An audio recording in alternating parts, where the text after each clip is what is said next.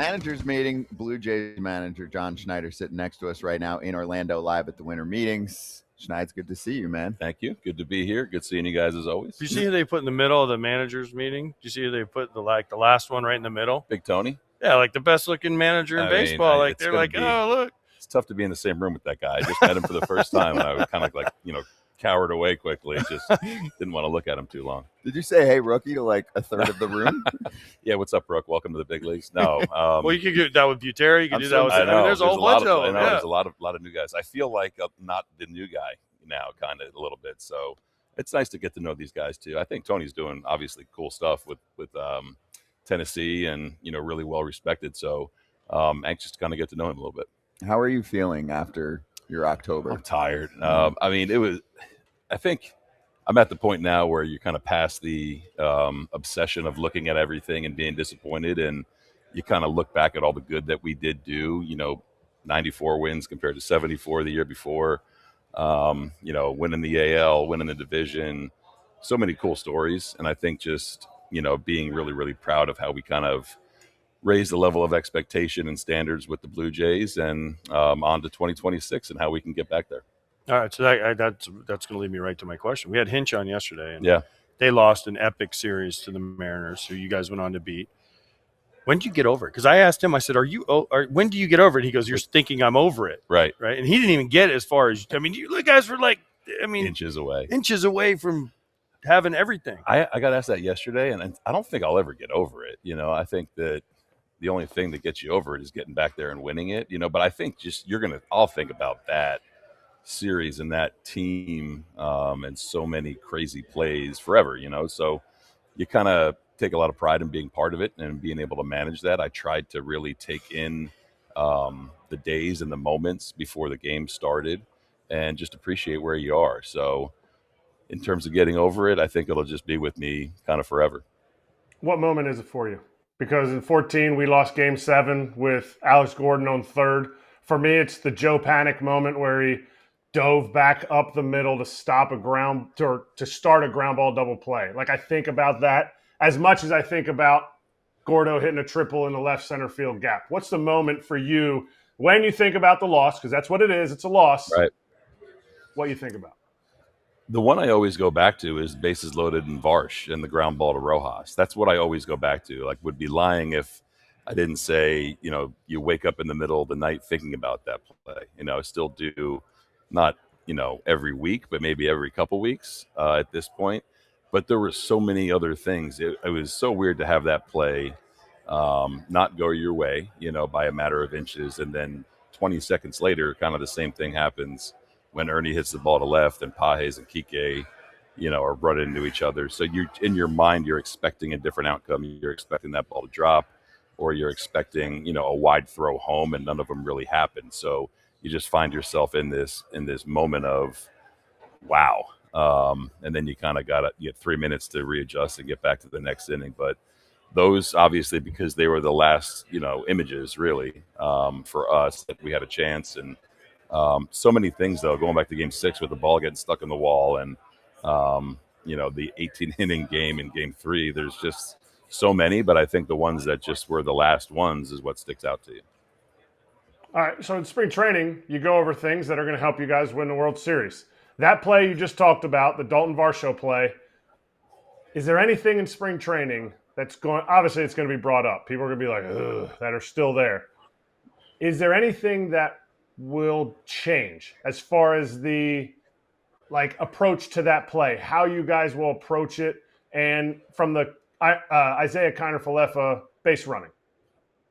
Yeah, I think you're always trying to learn and get better, right? That's like the corporate answer, and that's kind of how we operate. But it gives you a chance to kind of drill down a little bit more. Looking back, I think we could have done a better job of getting Izzy off a little bit. It wasn't, runner at third on contact. You're just going. He's reading the play. He's understanding that Will Smith likes to pick to third with a left-handed hitter up. Izzy's a smart baseball player, so all those things are going through his head.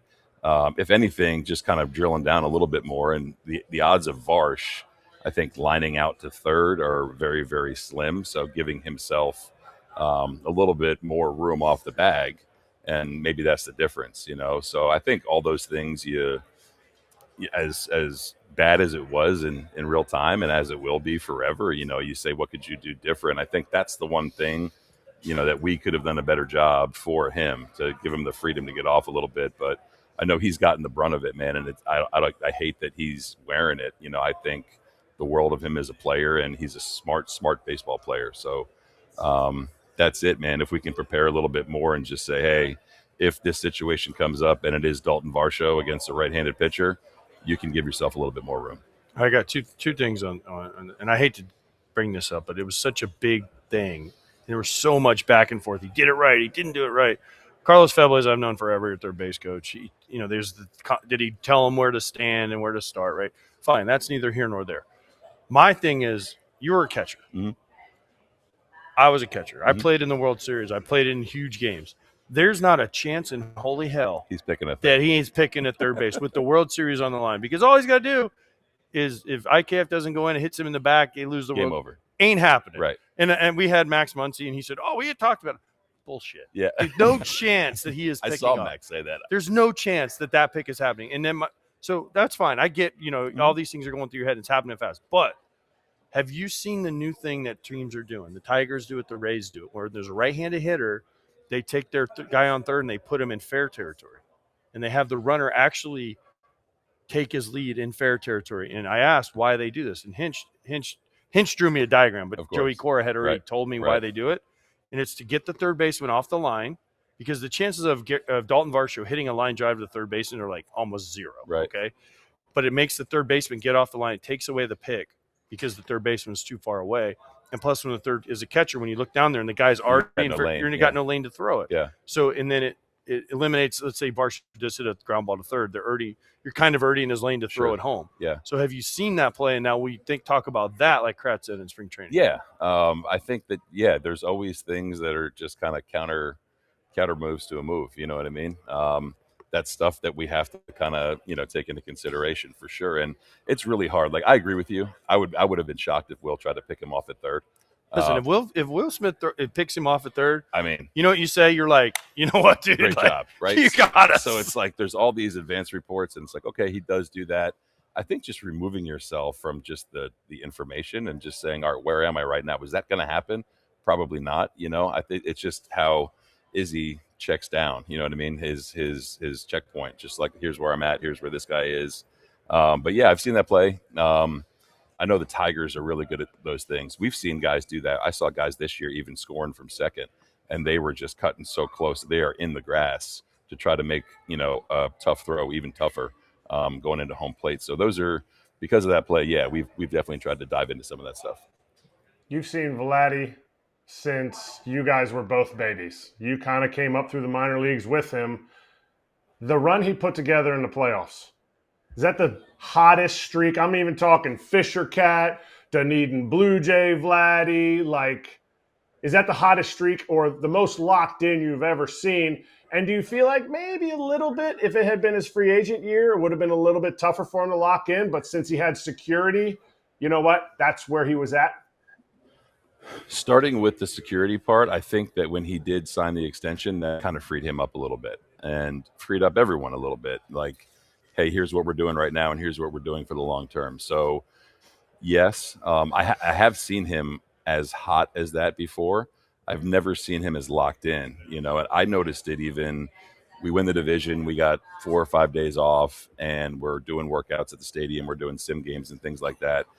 There was just a different way about him, even in those days leading up to the DS, and he carried it right on through the World Series. It was really cool for the world to kind of see him for the player he is, not just a hitter. Everyone thinks about the hitter, but what he did, running the bases, what he did defensively, he was just in the zone. He's in that spot where elite athletes, elite performers can get to. So now it's just, how do you maintain that? That's the next conversation with Vlad, is just how do you keep yourself there as much as you can? Almost impossible to do it 162. But he's shown he can do it. He was just on a different level. I think at one point, I don't know if he finished the postseason, but he had more home runs and strikeouts, which is pretty remarkable. So it was fun to be in the dugout watching him do his thing. Okay. Well, then how do you carry this over to 2026? You know, I know people say it's a different year, and I'm not talking about just Vlad. I'm talking about the team in general because you guys were unbelievable. Your pitching was unbelievable. Your bullpen was locked in. You guys are getting huge hits from 1 through 9 in the lineup. As the manager, how do you carry this over to 2026? I know every year is different, but now you bring in Dylan Cease, and there's all kinds of rumors about, Toronto's kind of almost becoming like a little bit of a destination place where people want to go after seeing what you guys did last year. So how do you, as the manager, carry this over to the next year? So I wish I knew. You know what I mean? I know it's a good problem to have. I know, right? Right? It's a good problem to have. A lot of people have been through this, and we actually met last week, brought the staff down here. We talked about that. It's like, how do you latch onto the good things we did? And it's easy to think about just the postseason, right? Because it just happened, but it wasn't always great. Back in April and May, we were grinding a little bit. And, okay, what did we do differently to get on this roll?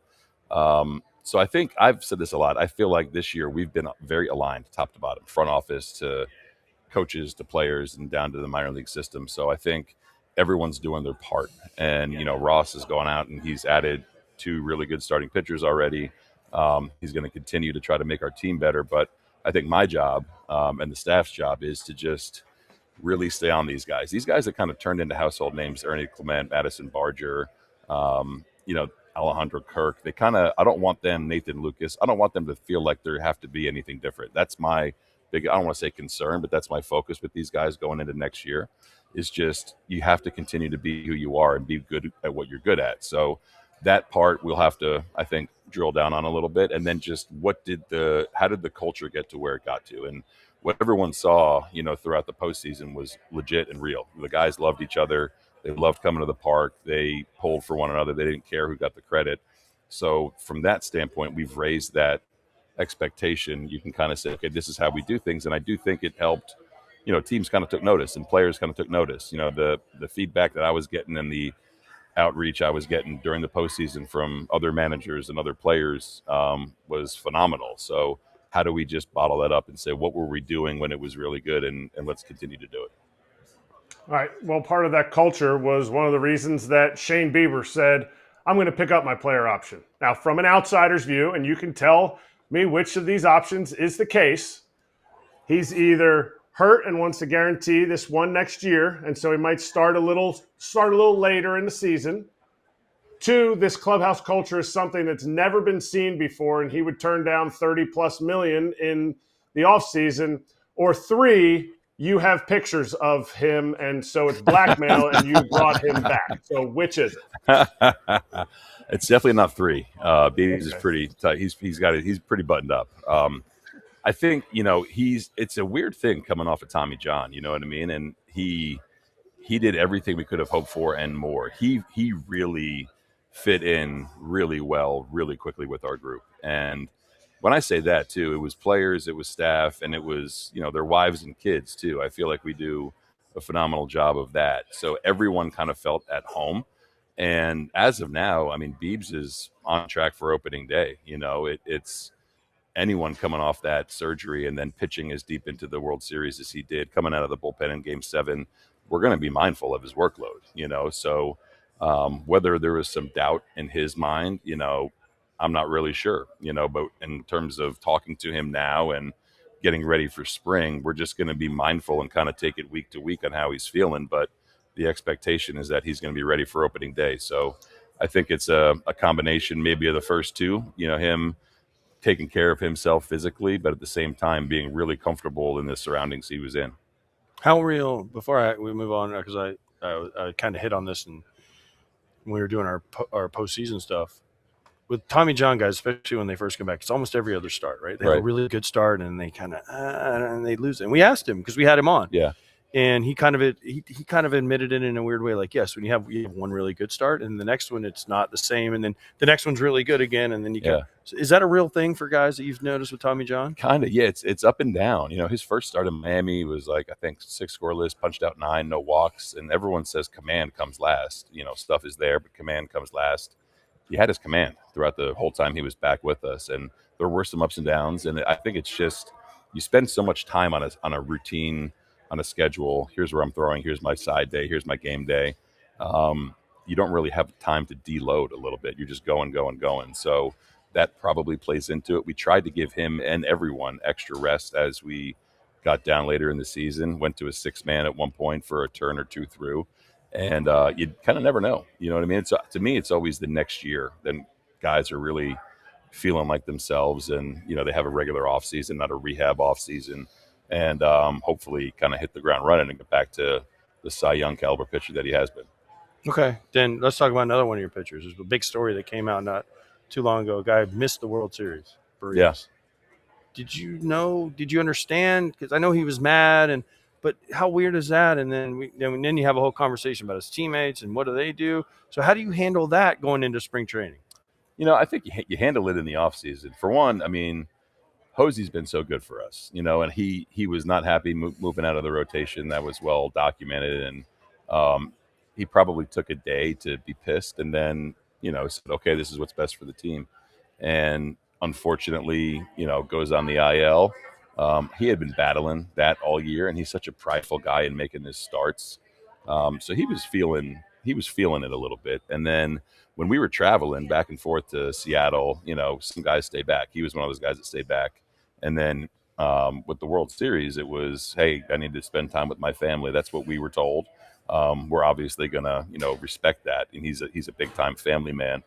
And right now, you handle it the best you can. You say, hey, Hosey, we're here to help you get better. If he feels bad about it, or if his teammates have certain feelings about it, you just got to get in front of it and make sure that when everyone arrives in February, that everyone's kind of understanding what happened and on the same page and giving a little bit of forgiveness. But, you know, Jose is a great teammate. He's done so much in his career. And I think that, you know, when the dust settles, I think he'll be viewed, you know, the exact same way as he has been his entire career. Good answer. Do you anticipate anybody in the clubhouse, like from uprisings that was happening? Because we talked about it, that guys in the clubhouse maybe would be pissed in spring training, but in the World Series, dog, we gotta play on the field. Like, we're not like, oh, who's not here? Oh no, like. Yeah, it's in World Series. It's kind of like, hey, when does the game start? You know what I mean? You're not worrying about all these other things. How are we going to win tonight? I mean, really, it already has started to be handled. It will be handled before we get to spring training. So it's not a thing in spring training. You know, it's just, you know, him and myself and the other guys in the team just sorting through some things, kind of, you know, airing some things out a little bit and saying, hey, Hosey, you're part of our rotation. You know, it wasn't that we wanted to take you out of the rotation when Trey came up, but, you know, this is what we're doing right now to try to win. Doesn't mean it's going to be like that in 2026. So I think just squaring that away with him. And man, I mean, if we're going to get back to where we want to get to, he's going to be a huge part of it. So that'll be handled before we even get going in camp. All right, 2026, defending American League champions. You already brought Dylan Cease. One of the biggest signings so far of the offseason.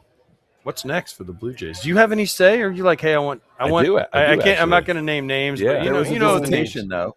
There was a visitation. There was a visitation. That's documented. Visit our complex, and I said no, it's only for free agents. But I'm a free agent. I'm still a free agent. He said I'm still a free agent. I've actually been to it because my son played for the Blue Jays scout team, so they used to do all kinds of stuff there. It's incredible. Pretty nice. It's unbelievable. Yeah. It's the best one I've seen. I think it's one of one. I really do. The only thing I hate, though, and this is me being nitpicky as hell, the stadium's not there. So you got to get on the bus. You got the double-decker bus you guys have to get on. We tried to build the whole complex by the stadium. There wasn't enough land. So we kind of had to do what we had to do. But in terms of what's next, I think you get Cease, you get Ponce in the rotation. We're still looking to add. We're still looking to add a bat. We're talking with Bo. We've met with Tucker. We'd love to have Bo back. You know what I mean? I think that what he does for our lineup and our clubhouse is kind of underrated and undervalued when you have a guy like Vlad who signed long-term. But I think that's an area we want to address, make sure we have another bat there. And then looking for some high leverage relief options, at the back end of the pen. So it's cool right now because we're hitting that part. This has been building for a few years in Toronto in terms of ownership support, payroll, players, facilities, and it's shown on the field. So I think having the success we've had makes it a little bit more desirable to come here. We've definitely heard that from players and agents, and comfortable to say that we will continue to try to get better as this month unfolds. Can you put an over-under on the amount of starts that your organization feels Trey Savage is going to make? Obviously, just coming up last year, now has more playoff starts than regular season starts. We heard all the stories, just like you hitting a home run and then hanging up your cleats. They told the story like Did they really? They told it. No, Joe Davis told that story probably 7 times. Sick of it. So that was when the Dodgers were losing. He just wanted to fill the air because when they were winning, he was going crazy. Stop it! You know what I mean? No. I got a bone to pick with Joe. Stop. I wasn't Okay, listening stop to the broadcast. Stop but anyway, Stop. Anyway. Okay, hold up. No. Now we're gonna have a bone to pick because I do these games. Yes. What you have to understand is whoever's winning is who we talk about. Because what am I going to talk about if you're losing? True. Maybe me hanging up my spikes as a bad player in spring training, but anyway. Yeah, but that's a cool story. That's a cool story for like 1 second. You know what I mean? But I think Bo Bichette hitting the 3-run homer off Ohtani's a little cooler, and fly ball to center, that ball's gone. Biggie Rojas, can you believe? Anyway, that's not. Anyway. Wait, so is it because he's a Dodgers guy, or because you felt? Then he emceed the parade. For you know calls what I mean? You know what you sound like right now? Joe is every Blue Jays fan on the planet. I had to get it out. I know. I Joe love is actually. Joe. And he covered us the entire postseason. Him and Smoltzy, they're awesome, and he's got one of the best voices in the game. I love his energy. He reached out to me before it even started. We saw him for 3 days in LA, and he told me, hey, if you get to the postseason, I'm going to cover you. I got all the respect in the world for him. He's really cool. I think he's great at what he does, but I had to get that out there as a little subtle jab. Yep. I can't believe my phone will be, as soon as this airs, my phone will be ringing. Yeah. And it'll be Joe, and he's going to be like, you need to tell I should probably text him when I'm done with this. Yeah, no, all right. He'll laugh. Because we have this conversation all the time. Like when I do games, and I don't care. Honestly, now Joe's a little different because he does. But I really don't care who wins. Right. I just want a good game. Right. But as you're doing the game, if you look on Twitter and you go to social media, why do you like this team? Why do you like the Blue Jays? Why do you hate the Dodgers? Right. And then 2 seconds later, somebody will be like, why do you love the Dodgers? Why do you hate them? And it's the same within a minute of each other. It's just depending on how you look at it. That wasn't me. We didn't hear the broadcast. That was some complaints from some family and some friends and some other people around the because they're rooting for the Blue Jays. They're rooting for us, So, but going back to Trey, there's going to be no restrictions, really. You know what I mean? I think that we were really deliberate and careful with his innings this year, his first full season. And there wasn't an innings limit this year, and it's going to be a normal workload for him next year. I think just being very mindful of his offseason work. We've already been in touch with him numerous times about when he's starting to throw, and I think looking ahead, man, you pencil him in to make pretty regular starts for us. If that means 32, great. If it means 27, great. But we're looking for him to just slot it right into the rotation. Did you keep him hidden the whole year on purpose? Because there's this big conspiracy theory that you guys didn't want to bring him up too early because we knew what we had and we don't want to show anybody. There was maybe a little bit of gamesmanship, but at the same time, you're not trying to call a guy up and disrupt everything he's been doing. Just to transition to the big leagues. He came up, and I think there was like 2 weeks left in our season, and he pitched against Tampa, pitched against Kansas City, and then pitched against Tampa again. All non-playoff teams, by the way. Just saying, but all like kind of must-win games to try to win the division. So the one time we thought about, okay, Boston was in there. We were playing Boston at home and possible playoff opponent. Do we want them to see him? Because it's a unique look. Like it's tough to game plan for unless you've seen it. So that played into it a little bit. That was kind of the appeal to have him pitch against the Yankees as well, against a veteran team that can game plan really well. But no, we didn't hide him. I think we wanted to wait for the right time that we were really comfortable that he could contribute when he did come up. I have one more, something really grinding my gears that I think you're going to like. It's about Dylan Cease. We had him on yesterday. He signs with you guys. And then, of course, if you're a fan of, say, the Padres, you're half going to miss him and you're pissed that he's going somewhere else, whatever, right? So we see a lot on social media, and you just get the endless, like, oh, if Ruben Niebla and the Padres pitching program couldn't get him to be a number one, then, like, this is such a bad signing, whatever. I basically told this to him yesterday, okay? So I just wanted to get your take on how you guys had conversations with him. And this is zero knock on prior teams. Let's also remember Dylan has had Cy Young high-level voting periods, right, and finishes in his lifetime. So I just wanted to get your take on that, because part of his answer was about, his slider shape, and it seemed like he was giving us a little taste of, hey, you can grade a pitch, but then what if I open up a little more and then you can see that pitch better? Is the pitch really grading well in terms of the shape, but they're seeing it out of my hand? So I just thought he got really granular, and it sounded like he did that with your team. He did, yeah. He's a sharp guy, and I think that when you're presenting yourself to these players on a Zoom call with the agent and all this Why kind of can't stuff. you fly him to Dunedin? He didn't get a. I mean, that might have been next if he didn't sign. Might have just tried to show some bells and whistles off. But it was weird. Like, I think it was an hour and a half conversation, and we all on the call kind of hit it off. Pete Walker, Graham Johnson, Sam Green, bullpen coach and assistant pitching coach. They, kind of had some ideas, on a PowerPoint to say, here's where we think, obviously respecting his stuff and his swing and miss stuff, his profile of all of his pitches. Dylan was pretty adamant about, hey, how can you help maximize my potential? And that kind of opened a door for us. And I think what we've done a really good job of hiring coaches that have good content, but they can coach it. So when you get into that little presentation, some biomechanical stuff, some pitch design stuff with Sam and Graham, and then you kind of finish off the pitching thought as a whole with Pete Walker, who's going into year 15 with the Blue Jays. It's a pretty inviting thing to have for a pitcher who's very well aware of how his stuff works. So we felt when we hung up the phone that it was a really good match. He had some really cool feedback in that call. And, Scott Boras followed up with Ross and said he was really impressed with what we had to offer. So it happened quick, really. We signed him maybe like a week later after that call. And everyone's different. Some guys, they don't want all that information. We have it all. And he was a guy that really seemed like he wanted to hear it all. So that, I think, played into it. And Dylan's an easy guy to like. Yes. All right, Schneider, last one. First of all, if Trey needs somebody to throw with, I'm just 20 minutes south of him, so give him my phone number. Okay. If he needs somebody to long toss, I'll Are definitely you show still him. long tossing? Are you still long tossing? Yeah, I'm a high school coach. I got to show these kids. I'm pretty sure my UCL's gone though. Feet? Yeah. But the days are numbered. But my last comment is, during the World Series, we have a group thread that you're not on called the Roundup Slayers. It's Brad Hasse, Scott Dragisevich, and we were all going. I mean, it's the crew: Vito Chiarvallati, everybody. Wow. Carlo Cota. We were all going to come up.